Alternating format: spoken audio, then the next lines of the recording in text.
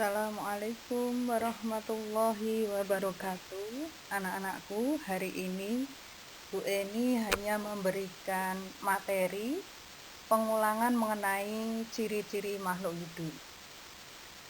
Ciri-ciri makhluk hidup itu kita udah punya ringkasan dan sudah ada penjelasannya. Nah, hari ini Bu Eni akan menerangkan bentuknya, gambar itu seperti apa, seperti yang di ciri-ciri makhluk hidup itu. Assalamualaikum warahmatullahi wabarakatuh. Ketemu lagi dengan Bu Eni. Hari ini saya akan memulai belajar dengan membaca basmalah bersama. Bismillahirrohmanirrohim. Mudah-mudahan hari ini kita belajarnya lebih semangat lagi. Oke, hari ini materi kita adalah pengulangan dari ciri-ciri makhluk hidup. Supaya kalian tidak bosan, hari ini Bu Eni hanya memberikan penjelasan saja dari materi yang sudah Bu Eni berikan kemarin. Ciri makhluk hidup yang pertama adalah makan dan minum. Pada gambar terdapat gambar seorang laki-laki, anak laki-laki yang sedang makan. Kita tahu bahwa fungsi makan itu adalah untuk menambah energi, yang kedua adalah untuk mengganti sel-sel yang rusak, kemudian adalah sebagai pembentukan bentuk tubuh kita. Bagaimana kalau kita seharian tidak makan? Maka kita akan terasa lemas. Makanya salah satu tujuan makan dan minum itu adalah membentuk energi. Nah, manusia dan hewan itu termasuk makhluk hidup yang tidak bisa membuat makanan sendiri, sehingga disebut dengan makhluk hidup heterotrof. Sedangkan tumbuhan itu bisa membuat makanan sendiri dengan cara fotosintesis. Ciri yang ketiga adalah berkembang biak. Pada gambar itu diperlihatkan beberapa makhluk hidup yang berkembang biak secara vegetatif dan generatif. Vegetatif itu adalah perkembangbiakan cara tidak kawin. Banyak terdapat pada tumbuhan seperti tunas pada pisang, biji pada pohon mangga, stek pada pohon-pohon atau tanaman yang berkayu, cangkok juga tanaman yang berkayu. Merunduk itu biasanya pada tanaman apel. Kemudian ada beberapa makhluk hidup yang berkembang biak secara generatif. Generatif itu adalah kawin, yaitu bertemunya sel kelamin jantan dan sel kelamin betina. Pada gambar kalian tampak ada gambar kucing beserta anaknya dan ada yang gambar kambing, ya. Cara perkembangbiakannya adalah melahirkan.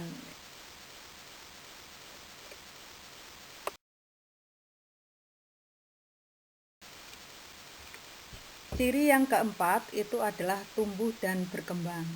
Pada gambar kalian bisa melihat tanaman biji akan berkecambah dan tumbuh menjadi besar, akhirnya menjadi rimbun. Awal pertama adalah kecambah, kemudian secara terus-menerus dia akan tumbuh dan berkembang. Kemudian pada ayam itu dari telur kemudian menetas, kemudian menjadi ayam yang kecil, kemudian ayam dewasa. Kemudian pada manusia itu dilahirkan sebagai bayi, kemudian bayi tumbuh menjadi anak-anak, anak-anak menjadi remaja, dan akhirnya menjadi dewasa. Jadi tumbuh dan berkembang itu adalah merupakan proses semuanya menuju kedewasaan. Ciri yang kelima adalah bernafas. Apa itu bernafas? Bernafas adalah mengambil oksigen dan mengeluarkan karbon dioksida dan uap air atau H2O. Pada gambar tampak seorang wanita yang sedang melakukan proses pernafasan. Pada gambar 2 itu terdapat makhluk hidup ikan yang melakukan pernafasan dengan organnya yaitu insang. Ciri yang keenam itu adalah peka terhadap rangsangan atau iritabilitas. Contoh pada tanaman putri malu, ketika kita sentuh menggunakan tangan, maka dia akan bergerak menutup daunnya. Begitu juga manusia, ketika kita kena panas matahari yang luar biasa, maka mata kita akan secara tidak sengaja akan menutup. Atau juga ketika kita kena air panas, maka kita akan berteriak dan lain sebagainya. Itu adalah peka terhadap rangsang. Ciri yang ketujuh adalah beradaptasi. Apa itu beradaptasi? Penyesuaian diri makhluk hidup terhadap lingkungannya. Pada gambar tampak bunglon. Salah satunya beradaptasi secara fisiologi bernama mimikri. Apa itu mimikri? Penyesuaian makhluk hidup terhadap lingkungannya. Jadi ketika bunglon berada di tempat daun, maka dia akan merubah bentuk warna tubuhnya menyesuaikan daun. Bagaimana dengan yang lainnya? Beberapa makhluk hidup yang lain seperti beruang itu akan tidur lebih panjang ketika pada musim dingin. Pada cicak ketika kita mengganggu, maka dia akan memutuskan ekornya yang disebut dengan autotomi.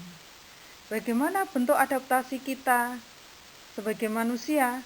Sama, kalau manusia itu adalah menggunakan akal dan pikirannya. Bagaimana orang-orang yang hidup di daerah kutub? Pasti dia akan menggunakan baju yang sangat tebal. Bagaimana ketika kita beradaptasi pada saat musim hujan? Pasti menggunakan payung, menggunakan jas hujan supaya kita tidak kehujanan. Oke anak-anak, saya akhiri materi hari ini. Mudah-mudahan dengan gambar-gambar yang saya tampilkan di PPT hari ini semakin jelas materi ciri-ciri makhluk hidup. Saya akhiri dengan alhamdulillahirobbilalamin. Wassalamualaikum warahmatullahi wabarakatuh.